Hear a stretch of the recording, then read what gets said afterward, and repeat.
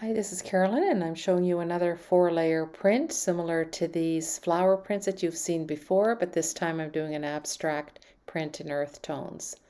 I have the base coat all ready to go on the plate, and I'm going to spray it with a little water to keep it wet and to get a nice smooth transition. I'm putting on my frame. A lot of you asked about this frame. It's just the same paper as my print, and I've cut a hole in it, taped around, and taped the corners so that I can easily see the corners because you're working white against white, so sometimes it's hard to see the corners. And I put my thumb to secure the paper to the plate, and then I iron it out and rub it really hard to get a nice clean edge. So the challenge is to get that nice and even. So press really hard there and put your fingers into the corners and into that edge.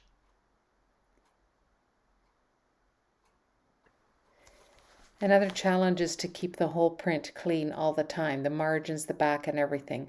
One trick you can use is to put a piece of newsprint, drawing newsprint, not newspaper, over the back of the print, or a piece of parchment paper or an extra piece of paper, so that in case you get paint on your hands, it doesn't transfer to the back of the print. I also clean my hands with a baby wipe before I make a print so that my hands are clean and I don't get marks in the margins. So here I'm putting the paint on for the second layer, and I'm adding a little umber. I'm adding umber to every layer on this one because it gives the whole print a little bit of warmth and a little bit of color unity. In the flower prints that I made, I used white for every layer. You don't have to use a mother color, but I like it because it creates unity. I use mother colors when I paint as well, not for every color, but most of them, just to give the whole painting a nice, unity and harmony. So the paint for these layers is pretty opaque. If you were to make a transfer, your paint can't be this thick because the transfer wouldn't work. The whole paper of the transfer would pick up all the paint.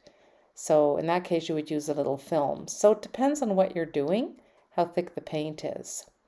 Here I'm putting on my mask pieces. I like to make my own masks. I do not purchase masks ever because other people made them, and I don't use things that other people made in my own art. I just feel it has more of a personal look and it feels more handcrafted when I make my own stencils. Also, my stencils are fairly unified, so if I'm going round, I go round. If I'm going, see, I rejected that piece because it didn't fit in with the rest. So, and that's just personal preference. Like, anything works. It depends on what you like, but I like to go for harmony and unity. So again, I matched my print to my mask, and there's the second pass with the masks preserving the beige. Now I do use a piece of wettable tissue to clean the plate. You see how it was suddenly cleaner there? That's because I took 2 passes with wettable tissue to get some of the wet paint off. But I do leave a lot of the ghosting there because I like it if it comes through on the next layer.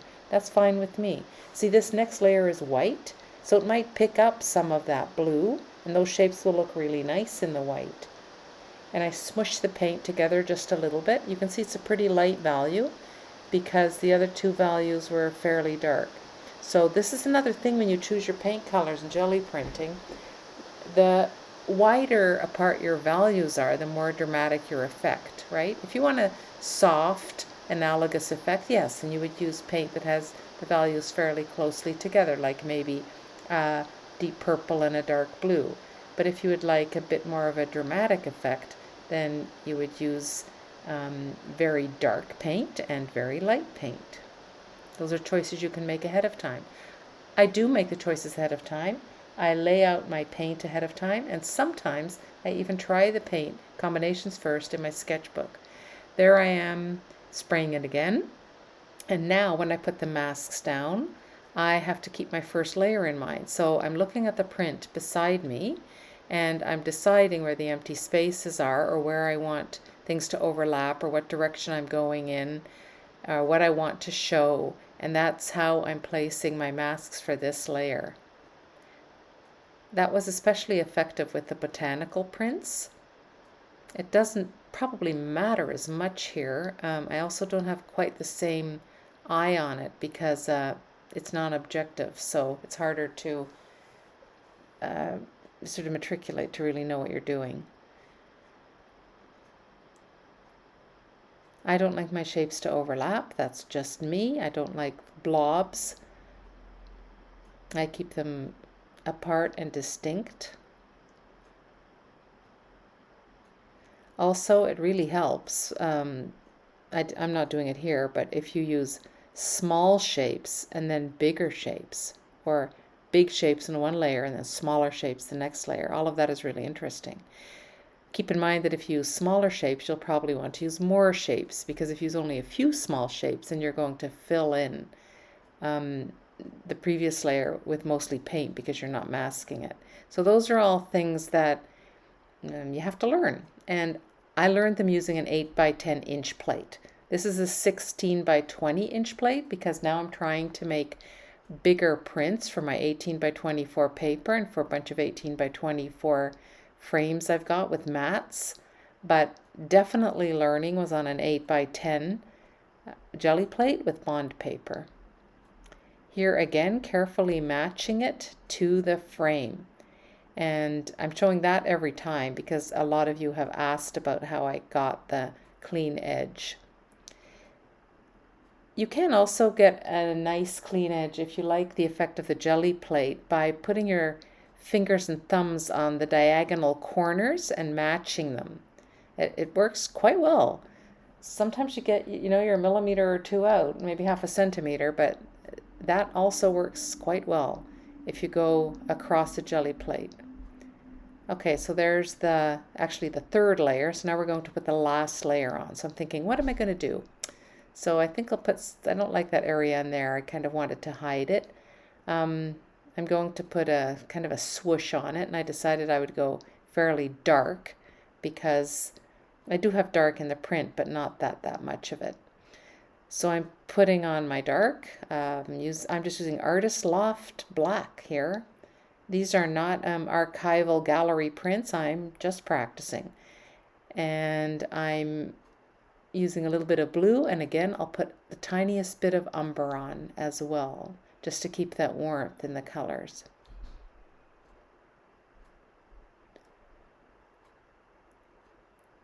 And trying to keep it fairly opaque. That layer was really thick actually, and I wanted it to be thick because I wanted that line to be thick. Oh, you can see I spilled, so I'm going to have to clean that off. And I clean it with a baby wipe. And that's going to work well enough. If I'd left it on and got it on my print, I could also clean it off the print after, because obviously the rest of the print is dry, right? So only the swoosh would be wet. So I could use a baby wipe to clean off any paint. Baby wipe cleans up acrylic paint really, really well. It wipes it right off paper.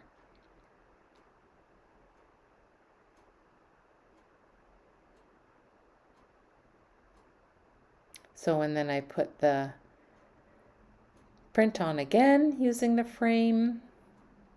Put my thumb in there, walk my way in, check that the bottom right hand corner is straight. And I've tried everything. I've tried taping. No, it didn't work because I often pulled off the paper when I pulled the tape off, even trying my best. I've tried corners, but the corners didn't work because the jelly plate moves. It's pretty slippery. And I have just found that this works the best for me. So I have a very small overlap with the jelly plate. So there we go. That's it. Looks pretty good. And if you like this demonstration, subscribe and you'll see more in your feed.